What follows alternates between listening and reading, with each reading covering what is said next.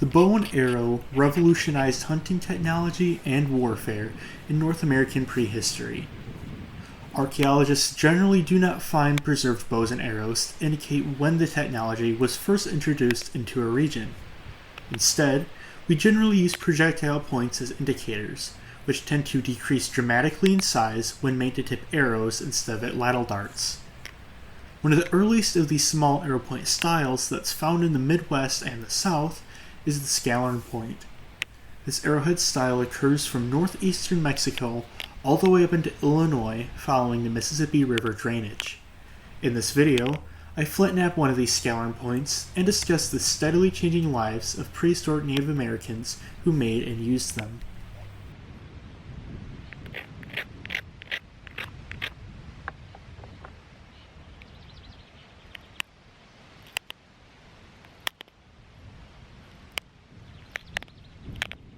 In Texas, in the southern range of Scallorn points in the archaeological record, these points start showing up in the 500 to 600 CE range.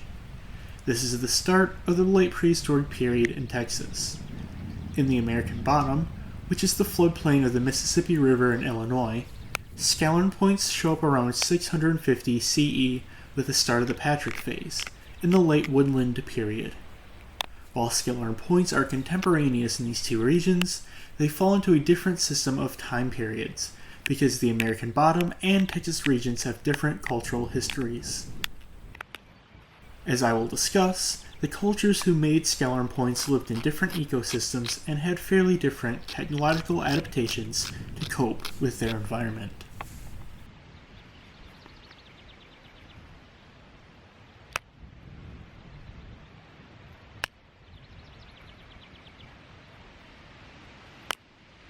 Scallorn points are small, triangular, corner-notched points. The blade edges tend to be straight and serrated, although the edges are sometimes slightly excavate or incurvate. The corner notches tend to make the shoulders of these points barbed. Scallorn points range from 2.5 to 4.5 centimeters in length. They tend to be thin, suggesting that they were almost always made from flakes. These points are randomly flaked, primarily with pressure flaking. Scallorn points are found in parts of northeastern Mexico, in Texas, Oklahoma, Kansas, from Louisiana going north along the Mississippi River drainage into Arkansas, western Tennessee and Kentucky, Missouri, and Illinois. This wide geographic range would have covered a number of contemporaneous cultures, but all of whom made Scallorn arrowheads. Scallorn points were true arrowheads, and show up at the same time that bow and arrow technology shows up in the archaeological records of these regions.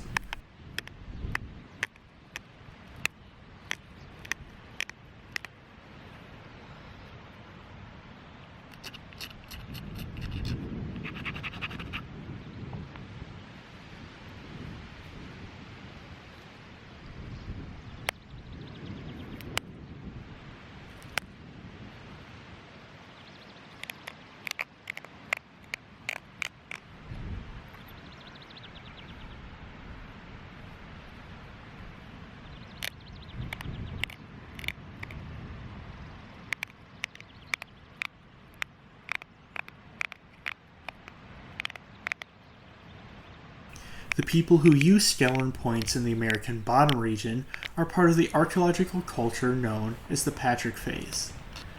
The Patrick phase is dated to a calibrated 650 to 900 CE range, a date range that falls into the late Woodland period.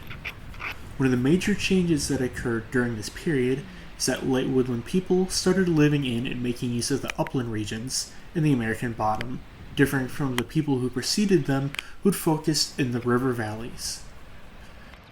Late Woodland peoples moving into these uplands are thought to have practiced swidden, or slash and burn farming.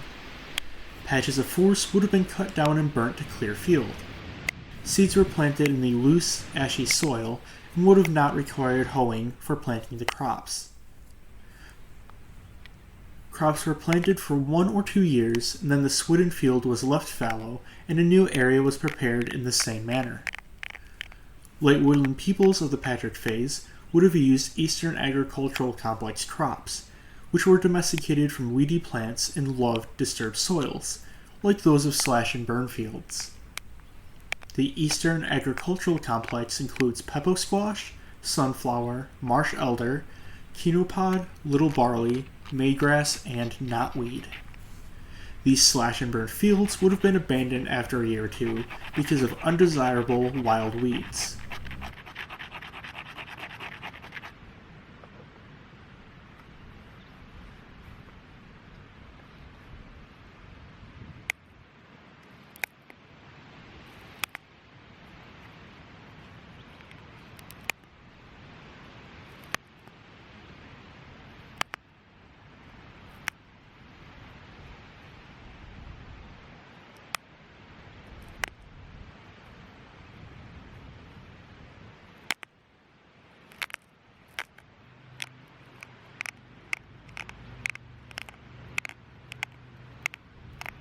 These patches of cleared area within the forest would have still grown wild edibles, and have been great edge habitat that would attract white-tailed deer for hunting. Slash and burn farming differs greatly from maize agriculture, which requires fully cleared and maintained fields, not the temporary patches created by swidden farming. Late woodland peoples hunted white-tailed deer and smaller mammals like beaver and cottontail, and many others. Fish, turtles, and birds also played an important role as food resources. Down in the south in Texas, Austin Face people, during the late prehistoric period, made and used Scallorn points. The arid climate of this region meant that people down here had to have different subsistence adaptations than the people in the American bottom. Agriculture did play a role for the people in the north of Texas near Oklahoma, but in the South Texas region, these people were hunter-gatherers. They hunted the same game animals as their northern cousins, although bison played a bigger role in their diets within this region. They foraged for nuts and other wild plants to supplement for what hunting alone could not provide food-wise.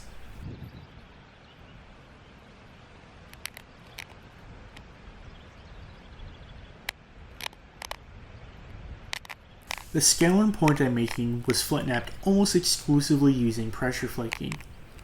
Only a small hammerstone or billet would be necessary to make Scallorn points from flakes, to remove thick spots like the bulb of percussion or ridges. For the pressure flaking, I'm using a composite Inuit-style pressure flaker that I made earlier this year on my YouTube channel. Using a simple deer antler tine would work just as well. In fact, tine pressure flakers are likely more archaeologically correct for this point style, although it's very plausible late woodland and late prehistoric peoples would have had composite pressure flakers available to them.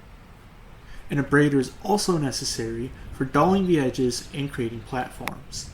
Finally, a pressure flaking notching tool is necessary to create the notches and the serrations of Scallorn points.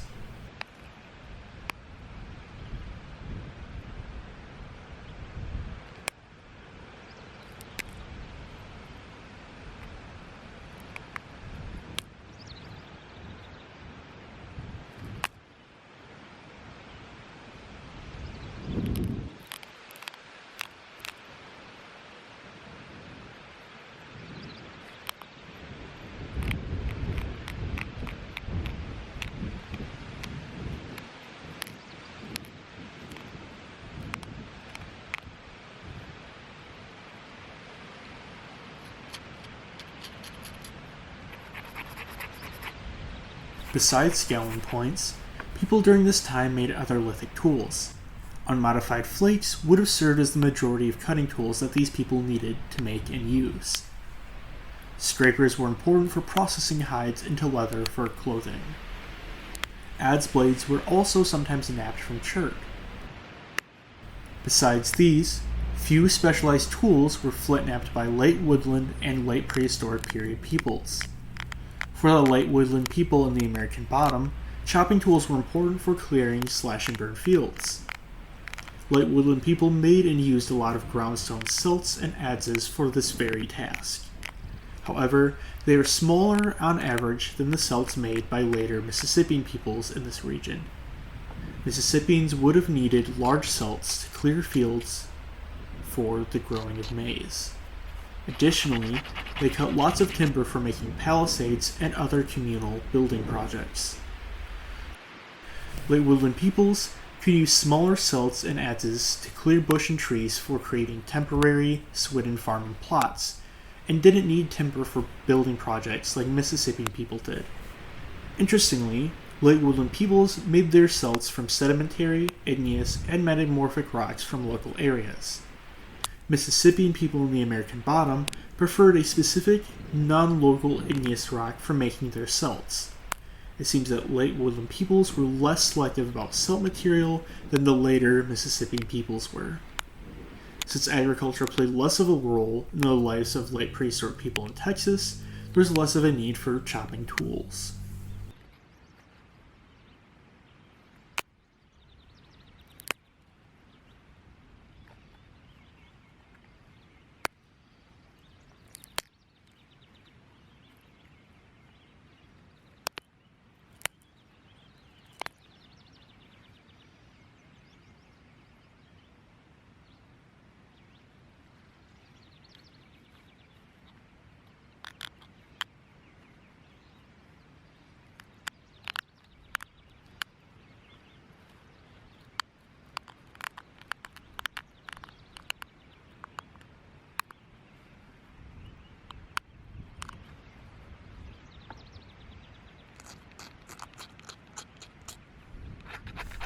Since Scallorn points are found over such a broad geographic area, they were flintknapped from a lot of different materials. In the south in Texas, Edwards Plateau chert, Georgetown flint, Pedernales chert, alabates, and more would have been used. In Louisiana, citronelle gravel cherts, petrified wood, and other sources would have been used. In Arkansas, novaculite was one of the most heavily exploited lithic materials in prehistory of this region. A number of other lithic sources were available here as well. In Missouri and Illinois, Burlington chert was the most heavily exploited lithic material, although other smaller lithic sources were also available. What is important to keep in mind is that during the late woodland or late prehistoric period, groups of people were living in smaller territories than they had in earlier times. This reduced range meant that extra-local cherts were less obtainable, and local chert sources became much more important.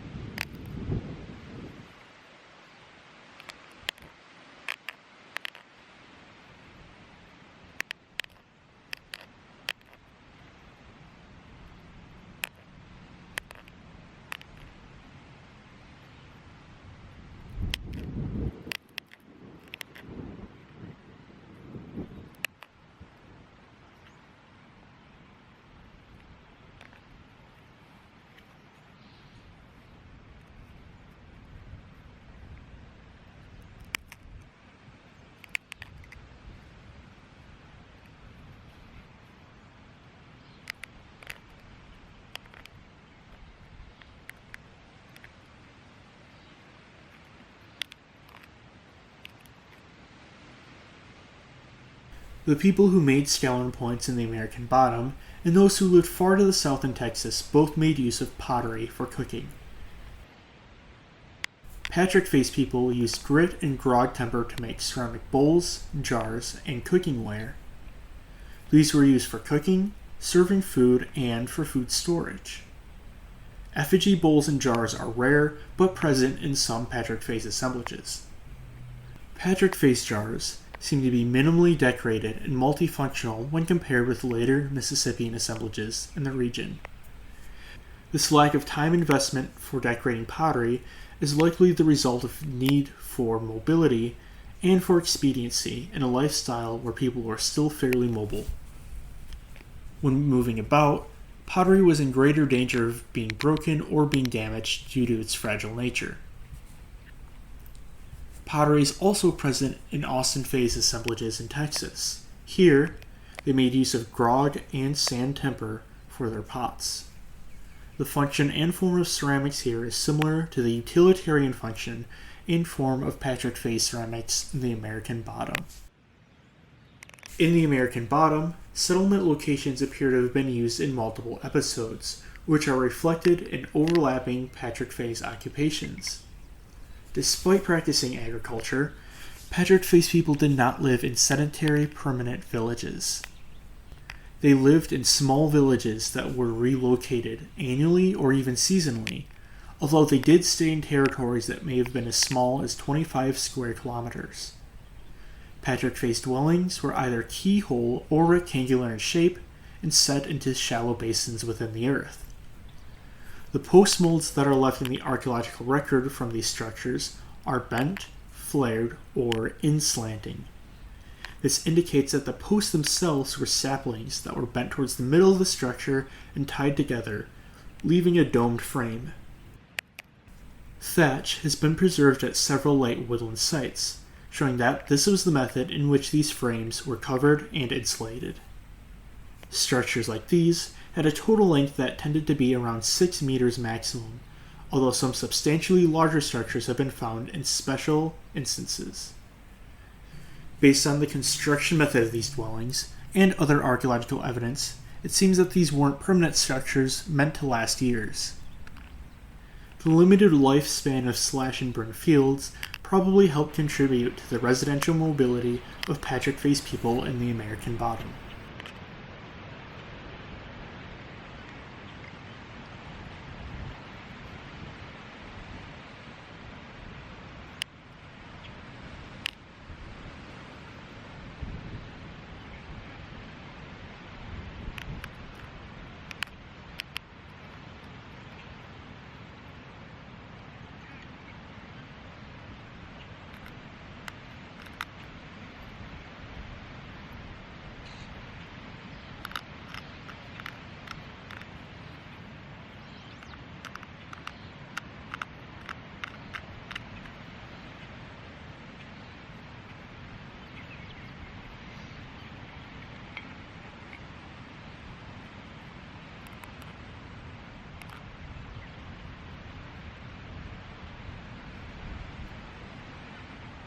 Whether in the American Bottom or in Texas, the people who made Scallorn points were just being introduced to the bow and arrow, which is likely what prompted them to make this style of small, thin arrowhead.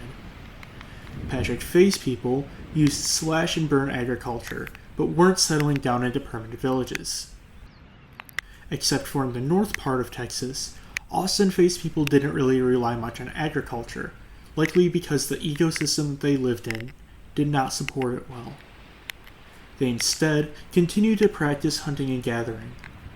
The differences between these two groups goes to illustrate that while people in the past may have shared some material culture, like projectile point technology, the other aspects of their cultures could still be dissimilar.